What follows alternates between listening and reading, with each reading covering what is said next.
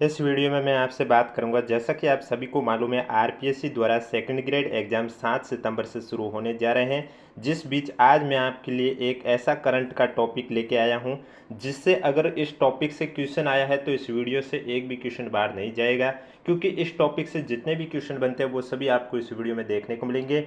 Video पसंद आए तो वीडियो को लाइक कीजिए, चैनल जरूर सब्सक्राइब कीजिए, क्योंकि आज की वीडियो में मैं आपसे बात करने जा रहा हूं। आपको मालूम है, हाल ही में उपराष्ट्रपति जगदीप धनखड़ ने अपने पद से इस्तीफा दिया था, तो उससे रिलेटेड जितने भी क्वेश्चन बनते हैं भारत के पूर्व उपराष्ट्रपति जगदीप धनखड़ से, और उपराष्ट्रपति चुनाव है वो कब से होंगे, नए उम्मीदवार कौन है, इसके अलावा उपराष्ट्रपति से रिलेटेड जितने भी अनुच्छेद से रिलेटेड क्वेश्चन बनते हैं वो सभी इस वीडियो में देखने को मिलेंगे। वीडियो पसंद आए तो वीडियो को एक बार लाइक कीजिए, चैनल जरूर सब्सक्राइब कीजिए, और इसकी अगर आपको पीडीएफ चाहिए, इसकी पीडीएफ और इसके अलावा सेकंड ग्रेड एग्जाम के लिए आरपीएससी द्वारा 2024 में जितने भी एग्जाम आयोजित हुए हैं उनमें पूछे गए राजस्थान जीके करंट अफेयर की पीडीएफ आंसर में टिक के साथ, और इसके अलावा आरपीएससी द्वारा 2025 में जितने भी एग्जाम आयोजित हुए हैं उनमें पूछे गए राजस्थान जीके करंट अफेयर की पीडीएफ और राजस्थान में वर्तमान में कौन क्या है ये पीडीएफ, ये सभी। अब अगर आपको पीडीएफ चाहिए तो पीडीएफ प्राप्त करने के लिए अगर अभी तक आपने हमारे यूट्यूब चैनल की मेंबरशिप ज्वाइन नहीं की है तो जल्दी से जाकर मेंबरशिप ज्वाइन कीजिए। मेंबरशिप ज्वाइन करने के लिए आपको क्या करना होगा, अभी जो आप वीडियो देख रहे हैं इसके नीचे आपको चैनल आइकन, चैनल का नाम देखने को मिल रहा है, इसके सामने आपको ज्वाइन का ऑप्शन देखने को मिलेगा, आपको ज्वाइन पर क्लिक कर देना है। जैसे ही आप ज्वाइन पर क्लिक करोगे आपके सामने नया पेज इस तरह से ओपन होगा मेंबरशिप का। तो आपको क्या करना होगा, यहाँ पर ज्वाइन पर क्लिक करना होगा और आगे का प्रोसेस कंप्लीट करना होगा। मात्र 29 रुपये की मेंबरशिप है। जैसे ही आप हमारे यूट्यूब चैनल की मेंबरशिप ज्वाइन कर लेते हो उसके बाद आपको हमारे यूट्यूब चैनल के कम्युनिटी पोस्ट पर आ जाना है, या फिर आपको मेंबरशिप का ऑप्शन देखने को मिलेगा, आप किसी भी एक ऑप्शन पर आ जाइए। जब वहाँ पर आप आओगे तो वहाँ आपको एक टेलीग्राम ग्रुप का लिंक से होगा, आपको ये टेलीग्राम ग्रुप ज्वाइन कर लेना है। ग्रुप ज्वाइन करने के बाद ग्रुप में हाय हेलो का मैसेज कर देना है, क्योंकि ग्रुप प्राइवेट है। जब आप ज्वाइन करोगे ग्रुप आपको पूरा खाली नजर आएगा, आपके ज्वाइन करने के बाद वाले मैसेज ही आपको शो होंगे। इसलिए एक बार ग्रुप ज्वाइन करने के बाद ग्रुप में हाय हेलो का मैसेज कर देना, उसके बाद वहाँ सारी पीडीएफ प्रोवाइड आपको करवा दी जाएगी। तो चलिए अब बात करते हैं उपराष्ट्रपति जगदीप धनखड़ से संबंधित महत्वपूर्ण क्वेश्चन और उपराष्ट्रपति से रिलेटेड जितने भी महत्वपूर्ण क्वेश्चन बनते हैं उसके बारे में चर्चा करूंगा। वीडियो स्टार्ट करने से पहले एक बार वीडियो को लाइक कर लीजिए, चैनल भी जरूर सब्सक्राइब कर लीजिए, क्योंकि जब आप वीडियो को लाइक करोगे, कमेंट करके हमें बताओगे कि आपको वीडियो कैसा लगा, तभी हमें मोटिवेट मिलता है और हम आपके लिए ऐसे ही कंटेंट लेके आते हैं। क्वेश्चन नंबर फर्स्ट है आपके सामने, पूर्व उपराष्ट्रपति जगदीप धनखड़ ने राष्ट्रपति को अपना इस्तीफा कब सौंपा? आपके पास ऑप्शन है 21 जुलाई 2025, 19 जुलाई 2025, 16 जुलाई 2025, 12 जुलाई 2025। अब जिन भी स्टूडेंट ने आरपीएससी के 2024 और 25 के पेपर देखे हैं तो उनको तो एक चीज़ मालूम हो गई है कि आरपीएससी कोई भी अध्यक्ष हो या कोई राष्ट्रपति हो, उपराष्ट्रपति हो या कोई मानवाधिकार आयोग का अध्यक्ष हो या राज्यपाल हो, उन्होंने उस पद पर वे कब नियुक्त हुए उस डेट से रिलेटेड ज़्यादातर क्वेश्चन पूछा करती है, या किसी ने इस्तीफा दिया है तो वो कब दिया है, ऐसे क्वेश्चन आरपीएससी ज़्यादा पूछा करती है। क्योंकि आपने देखा होगा अभी राज्यपाल नए हरिभाऊ कृष्ण राव बागड़े भी नियुक्त हुए थे, तो ये आरपीएससी ने 3 बार पूछ लिया है कि ये कौन सी डेट में नियुक्त हुए थे। इससे पहले आपके मानवाधिकार आयोग के अध्यक्ष गंगाराम मूलचंदानी भी नियुक्त हुए, तो उनकी भी नियुक्त की डेट पूछ ली है। तो इसी को मद्देनजर रखते हुए मैं जगदीप धनखड़ ने इस्तीफा कब दिया वो भी बताऊंगा, ये उपराष्ट्रपति पद पर कब आए वो भी बताऊंगा, और इससे रिलेटेड जितने भी महत्वपूर्ण क्वेश्चन बनते हैं वो सभी इस वीडियो में देखने को मिलेंगे। तो इसका आपका राइट आंसर हो जाएगा, पूर्व उपराष्ट्रपति जगदीप धनखड़ ने राष्ट्रपति को जो अपना इस्तीफा है वो आपके 21 जुलाई 2025 को दिया था, यानी कि जो करेक्ट आंसर है वो आपका राइट आंसर हो जाएगा ए। 21 जुलाई 2025 को तो जगदीप धनखड़ ने इस्तीफा राष्ट्रपति को सौंपा था, और 22 जुलाई 2025 को उनका इस्तीफा है वो स्वीकार कर लिया गया। नेक्स्ट क्वेश्चन, संविधान का कौन सा अनुच्छेद उपराष्ट्रपति को इस्तीफा देने की अनुमति देता है? अनुच्छेद 68, अनुच्छेद 62, अनुच्छेद 67 या अनुच्छेद 60?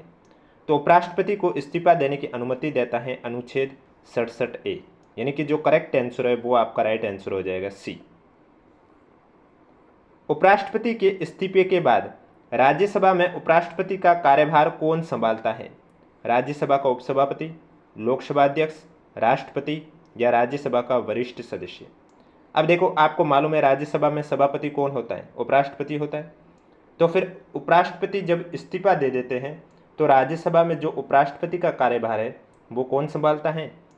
राज्यसभा का उपसभापति, यानी कि ए आपका करेक्ट आंसर हो जाएगा। अब आपको कमेंट बॉक्स में एक क्वेश्चन आपके लिए भी छोड़ा है कि आपको कमेंट बॉक्स में बताना है कि वर्तमान में राज्यसभा के उपसभापति कौन है, जो कि अभी उपराष्ट्रपति का कार्यभार संभाल रहे हैं। नेक्स्ट क्वेश्चन है, जगदीप धनखड़ ने अपना त्यागपत्र किसे सौंपा? थोड़ी देर पहले ही बताया था, राज्यसभा उपसभापति को, उच्चतम न्यायालय के मुख्य न्यायाधीश को, राष्ट्रपति को या लोकसभा अध्यक्ष को। तो आपका राइट आंसर हो जाएगा राष्ट्रपति को। उपराष्ट्रपति अपना त्यागपत्र है वो राष्ट्रपति को सौंपते हैं। अगला क्वेश्चन है आपके सामने, उपराष्ट्रपति द्वारा त्यागपत्र देने के बाद नए उपराष्ट्रपति का चुनाव अधिकतम कितने समय के भीतर किया जाता है? यानी कि जैसे कि आज की डेट में मान लिया किसी उपराष्ट्रपति ने त्यागपत्र दिया है, तो आज की डेट से लेकर कितने दिन के अंदर अंदर नए उपराष्ट्रपति का चुनाव किया जाता है? आपके पास ऑप्शन है 45, 30, 90 या 60। तो आपका राइट आंसर हो जाएगा, उपराष्ट्रपति द्वारा त्यागपत्र देने के बाद नए उपराष्ट्रपति का चुनाव अधिकतम 60 दिन के अंदर अंदर किया जाना चाहिए। डी आपका करेक्ट आंसर हो जाएगा। नेक्स्ट क्वेश्चन, उपराष्ट्रपति बनने से पहले जगदीप धनखड़ किस राज्य के राज्यपाल थे? पश्चिम बंगाल, राजस्थान, उत्तर प्रदेश, महाराष्ट्र। तो जब जगदीप धनखड़ उपराष्ट्रपति बनने वाले थे उससे पहले वो पश्चिम बंगाल राज्य के राज्यपाल थे। ए आपका करेक्ट आंसर हो जाएगा। आरपीएससी का कोई भरोसा नहीं है, वो ऐसे भी क्वेश्चन पूछा करती है। नेक्स्ट क्वेश्चन है, जगदीप धनखड़ ने उपराष्ट्रपति पद के लिए शपथ कब ली थी? ये क्वेश्चन बहुत इंपॉर्टेंट है, आपसे पूछा जा सकता है। आपके पास ऑप्शन है 15 अगस्त 2022, 9 अगस्त 2022, 11 अगस्त 2022 या 21 अगस्त 2022। तो जगदीप धनखड़ ने उपराष्ट्रपति पद के लिए जो शपथ ली वो 11 अगस्त 2022 को ली थी। कब ली थी? 11 अगस्त 2022 को ली थी। और कौन से उपराष्ट्रपति थे? 14वें उपराष्ट्रपति थे। ये क्रम भी आपसे पूछा जा सकता है। और उन्हें शपथ किसने दिलाई थी? राष्ट्रपति द्रौपदी मुर्मू। यानी कि उपराष्ट्रपति को शपथ भी कौन दिलाता है? राष्ट्रपति। नेक्स्ट क्वेश्चन है, जगदीप धनखड़ किस नेता को हराकर 14वें उपराष्ट्रपति चुने गए थे? यानी कि ये क्वेश्चन ये पूछ रहे हैं कि जब वो 14वें उपराष्ट्रपति बने थे तो उन्होंने किस नेता को हराया था, यानी कि उनके विपक्ष में कौन खड़े थे, वो आपको बताना है। Sudarshan Reddy, Margaret Alva, Venkataraman, S Jaishankar. तो जगदीप धनखड़ ने मार्गरेट अल्वा को हराकर 14वां उपराष्ट्रपति चुने गए हैं। बी आपका करेक्ट आंसर हो जाएगा। एक बार कमेंट बॉक्स में हमें ज़रूर बताएं आज की क्लास आपको कैसी लग रही है। वीडियो पसंद आ रहा है तो एक बार वीडियो को लाइक कर लीजिए, चैनल भी जरूर सब्सक्राइब कर लीजिए। संविधान में उपराष्ट्रपति से संबंधित प्रावधान है वो कौन से देश के संविधान से ग्रहण किया गया? जर्मनी, अमेरिका, ब्राज़ील, रूस। तो संविधान में जो उपराष्ट्रपति का पद है ये आपके अमेरिका के संविधान से लिया गया है, यानी कि जो करेक्ट आंसर है वो आपका राइट आंसर हो जाएगा बी। नेक्स्ट क्वेश्चन, राज्यसभा का पदेन सभापति कौन होता है? राष्ट्रपति, उपराष्ट्रपति, लोकसभा अध्यक्ष, लोकसभा उपाध्यक्ष। राज्यसभा का पदेन सभापति उपराष्ट्रपति ही होता है। बी आपका करेक्ट आंसर हो जाएगा। थोड़ी देर पहले मैंने आपको बताया था। नेक्स्ट क्वेश्चन है, संविधान के किस अनुच्छेद के तहत उपराष्ट्रपति का चुनाव किया जाता है? 68, 64, 66, 70। तो उपराष्ट्रपति का चुनाव भारतीय संविधान के अनुच्छेद 66 के अंतर्गत किया जाता है। सी आपका करेक्ट आंसर हो जाएगा। उपराष्ट्रपति का चुनाव कैसे होता है? तो संविधान के अनुच्छेद 66 के अनुसार चुनाव एकल संक्रमणीय मत और आनुपातिक प्रतिनिधित्व पद्धति से होता है। तो ये भी पूछा जा सकता है कि उपराष्ट्रपति का चुनाव किस पद्धति के अंतर्गत होता है या किस पद्धति से होता है? तो एकल संक्रमणीय मत और आनुपातिक प्रतिनिधित्व पद्धति से होता है। गुप्त मतदान के माध्यम से सदस्य अपने वरीयता क्रम में प्रत्येक उम्मीदवार के लिए अपनी पसंद बताते हैं। चुनाव आयोग चुनाव की देखरेख का प्रभारी होता है। इसके लिए एक रिटर्निंग ऑफिसर आमतौर पर संसद का एक उच्च पदस्थ सदस्य नियुक्त करता है। भारतीय संविधान के किस अनुच्छेद के अनुसार उपराष्ट्रपति यदि अपने पद से त्यागपत्र देना चाहता है तो वो एक लिखित पत्र राष्ट्रपति को संबोधित करके अपना इस्तीफा दे सकता है? यानी कि संविधान के किस अनुच्छेद के अनुसार उपराष्ट्रपति अपना इस्तीफा दे सकता है? आपका राइट आंसर हो जाएगा अनुच्छेद 67A के अंतर्गत उपराष्ट्रपति अपना इस्तीफा दे सकता है। यह त्यागपत्र जैसे ही राष्ट्रपति को प्राप्त होता है उपराष्ट्रपति का जो पद है वो रिक्त मान लिया जाता है। इस प्रक्रिया में संसद की स्वीकृति या किसी अन्य संवैधानिक संस्था की अनुमति आवश्यक नहीं होती है। यानी कि अगर उपराष्ट्रपति को अपना पद से इस्तीफा देना है तो उन्हें न तो किसी संसद की स्वीकृति लेने की आवश्यकता है, न ही किसी अन्य संवैधानिक संस्था की अनुमति की आवश्यकता है। उन्हें डायरेक्ट राष्ट्रपति को त्यागपत्र सौंप देना चाहिए और वो फिर राष्ट्रपति को जैसे ही त्यागपत्र सौंप देते हैं, राष्ट्रपति को वो त्यागपत्र प्राप्त हो जाता है, उसके बाद उपराष्ट्रपति का पद है वो रिक्त मान लिया जाता है। यह प्रावधान उपराष्ट्रपति को स्वेच्छा से और गरिमा के साथ अपने पद से हटने की संवैधानिक स्वतंत्रता देता है। यानी कि यहाँ पर उपराष्ट्रपति को अपनी मर्जी से इस्तीफा देने के लिए संवैधानिक स्वतंत्रता देता है। उपराष्ट्रपति का कार्यकाल कितने वर्ष का होता है? 6 वर्ष, 5 वर्ष, 4 वर्ष, 3 वर्ष। तो उपराष्ट्रपति का कार्यकाल 5 वर्ष का होता है और उपराष्ट्रपति बनने के लिए न्यूनतम एज भी कितनी होनी चाहिए?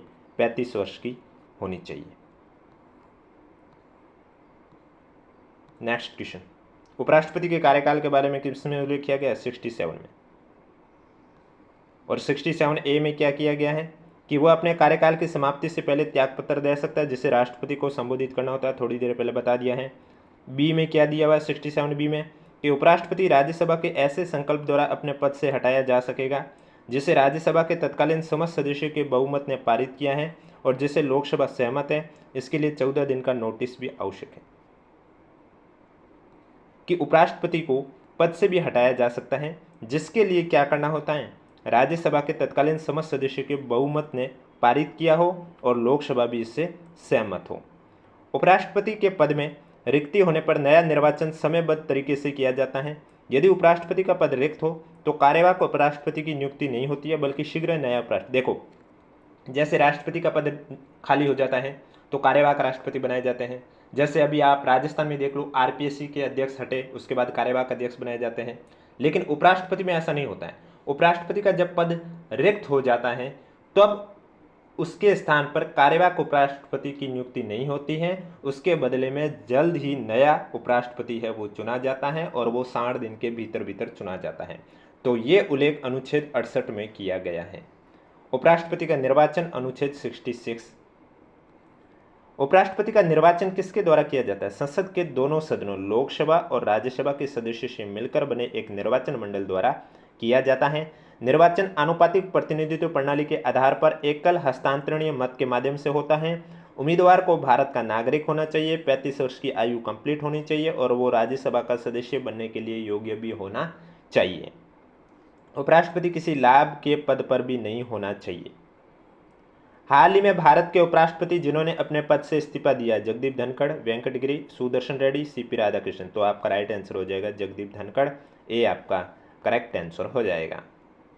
नेक्स्ट क्वेश्चन, अब उपराष्ट्रपति जगदीप धनखड़ के बारे में भी आपको पता होना चाहिए, क्या पता एग्जाम में क्या पूछ ले। अब इन्होंने इस्तीफा दिया है किस कारण से?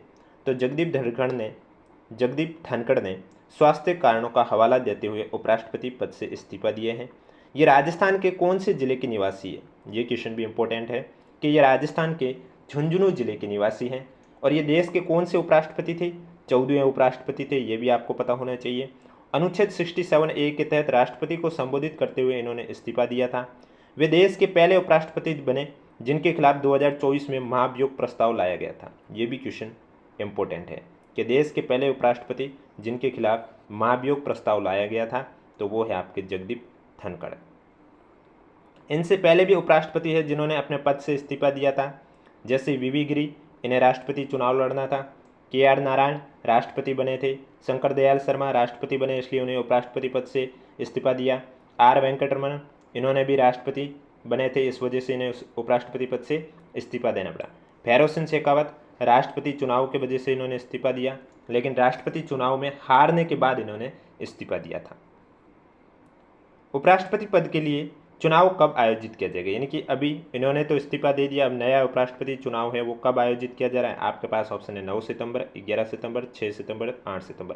करेक्ट आंसर 9 सितंबर हो जाएगा, ए आपका राइट आंसर हो जाएगा। और इसका रिजल्ट भी आपके 9 सितंबर को ही जारी किया जाएगा। अब उम्मीदवार कौन है? तो NDA से उम्मीदवार है आपके CP राधाकृष्णन को NDA ने उपराष्ट्रपति पद का उम्मीदवार घोषित किया है। नामांकन दाखिल की अंतिम तिथि 21 अगस्त थी और इसका जो मतदान और काउंटिंग है वो आपके 9 सितंबर को की जाएगी। सीपी राधाकृष्णन के बारे में बात करें तो इनका पूरा नाम है चंद्रपुरम पोनुस्वामी राधाकृष्णन। इनका जन्म 1957 तिरुपुर तमिलनाडु में हुआ। 16 वर्ष की आयु में आरएसएस से जुड़े। 1998 और 99 में ये सांसद थे कोयम्बटूर सीट से। तमिलनाडु भाजपा अध्यक्ष थे 2004 से 2007 तक। झारखंड के राज्यपाल बने। ये दो आपके लिए इम्पोर्टेंट हो सकते हैं कि क्वेश्चन ऐसे बन जाए कि 2023 में ये झारखंड के राज्यपाल भी बने थे और 2024 में ये महाराष्ट्र के राज्यपाल भी बने थे। सेकंड ग्रेड में ये नहीं पूछा जा सकता है क्योंकि इन्हें अभी ही उम्मीदवार घोषित किया है, तो इस हिसाब से शायद सेकंड ग्रेड में ये जो नए राष्ट्रपति पद के लिए उम्मीदवार बने उनका क्वेश्चन ना पूछ ले, लेकिन आगामी आरपीएससी का कोई भी एग्जाम हो उसमें ये जरूर पूछा जा सकता है। तो झारखंड के जो राज्यपाल हैं ये पहले बने थे और महाराष्ट्र के भी राज्यपाल ये पहले बन चुके हैं। विपक्ष पार्टी से बात करें तो उपराष्ट्रपति पद के लिए किसे उम्मीदवार बनाया गया है? सुप्रीम कोर्ट के पूर्व जस्टिस बी सुदर्शन रेड्डी को विपक्ष ने उपराष्ट्रपति के लिए अपना उम्मीदवार बनाया है। भारत के उपराष्ट्रपति का चुनाव है वो कौन करता है? संसद के दोनों सदनों के सदस्य, जिनमें मनोनीत सदस्य भी शामिल होते हैं, निर्वाचक मंडल बनाते हैं जो उपराष्ट्रपति का चुनाव करते हैं। इस चुनाव का राज्य विधानसभाओं पर कोई भी प्रभाव नहीं पड़ता है।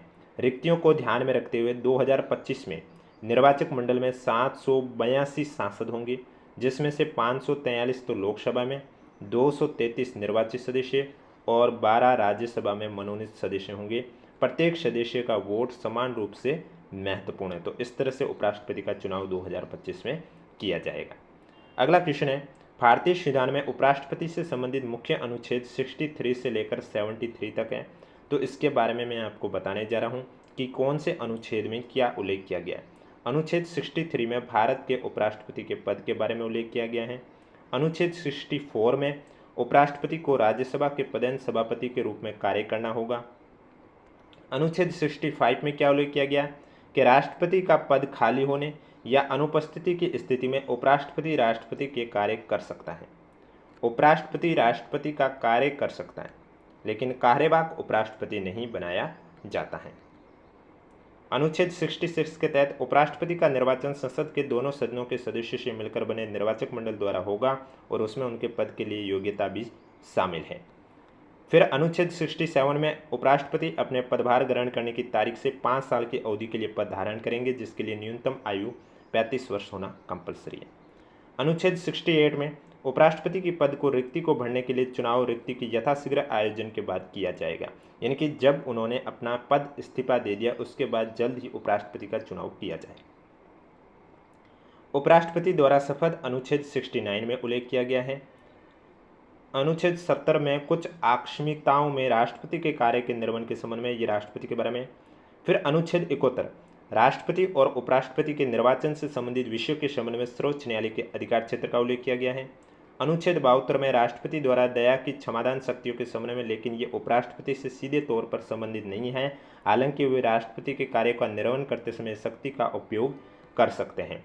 और अनुच्छेद 73 कार्यपालिका शक्ति का विस्तार। ये है आपके उपराष्ट्रपति से संबंधित महत्वपूर्ण क्वेश्चन। वीडियो पसंद आए तो वीडियो को लाइक कीजिए, चैनल जरूर सब्सक्राइब कीजिए, क्योंकि आपको इस यूट्यूब चैनल पर इसी तरह सेकंड ग्रेड एग्जाम से रिलेटेड महत्वपूर्ण क्वेश्चन करवाए जाते हैं। अब अगर आपको इन सब की पीडीएफ चाहिए तो उसके लिए, यानी कि इसमें आपको जो आज क्लास ली है इसकी भी पीडीएफ मिलेगी। इसके अलावा राजस्थान में वर्तमान में कौन क्या कल जो क्लास ली उसकी भी पीडीएफ मिलेगी। आरपीएससी द्वारा 2024 और 25 में जितने भी एग्जाम आयोजित हुए उनमें पूछे गए Rajasthan current affair, Rajasthan GK के क्वेश्चन की भी पीडीएफ मिलेगी आंसर के साथ। पीडीएफ प्राप्त करने के लिए अगर अभी तक आपने हमारे यूट्यूब चैनल की मेंबरशिप ज्वाइन नहीं की है तो जल्दी से जाके मेंबरशिप ज्वाइन कीजिए। मेंबरशिप ज्वाइन करने के लिए आपको क्या करना होगा, अभी जो आप वीडियो देख रहे हैं इसके नीचे आपको हमारा चैनल आइकन, चैनल का नाम देखने को मिल रहा है, इसके सामने ज्वाइन का ऑप्शन है, आपको ज्वाइन पर क्लिक कर देना। जैसे ही आप ज्वाइन पर क्लिक करोगे आपके सामने नया पेज ओपन होगा मेंबरशिप का, तो यहाँ आपको ज्वाइन पर क्लिक कर देना, आगे का प्रोसेस कंप्लीट कर देना मात्र 29 रुपये की मेंबरशिप ज्वाइन करके। जैसे ही आप हमारे यूट्यूब चैनल की मेंबरशिप ज्वाइन कर लेते हो उसके बाद आपको क्या करना होगा, हमारे यूट्यूब चैनल के कम्युनिटी पोस्ट पर आ जाना है, या फिर आप मेंबरशिप पर भी आ सकते हो। आपके पास दो ऑप्शन है, आप किसी भी एक ऑप्शन पर आइए, वहाँ पर आपको एक टेलीग्राम ग्रुप का लिंक शो होगा, आपको ये टेलीग्राम ग्रुप ज्वाइन कर लेना। ये टेलीग्राम ग्रुप सिर्फ और सिर्फ जिन्होंने मेंबरशिप ज्वाइन की उन्हीं को ही शो होगा। टेलीग्राम ग्रुप ज्वाइन करने के बाद ग्रुप में हाय हेलो का मैसेज कर देना है, क्योंकि ग्रुप प्राइवेट है। जब आप ज्वाइन करोगे ग्रुप आपको पूरा खाली नजर आएगा, आपके ज्वाइन करने के बाद वाले मैसेज ही आपको शो होंगे। इसलिए एक बार ग्रुप ज्वाइन करने के बाद ग्रुप में हाय हेलो का मैसेज कर देना, उसके बाद वहाँ सारी PDF आपको प्रोवाइड करवा दी जाएगी। जिन भी स्टूडेंट ने मेंबरशिप ले रखी है उनको PDF मिल चुकी है, और जिनको भी PDF चाहिए तो वो जल्दी से जाके मेंबरशिप ज्वाइन कीजिए। अब कोई भी डाउट हो तो नीचे कमेंट बॉक्स में हमें ज़रूर पूछें।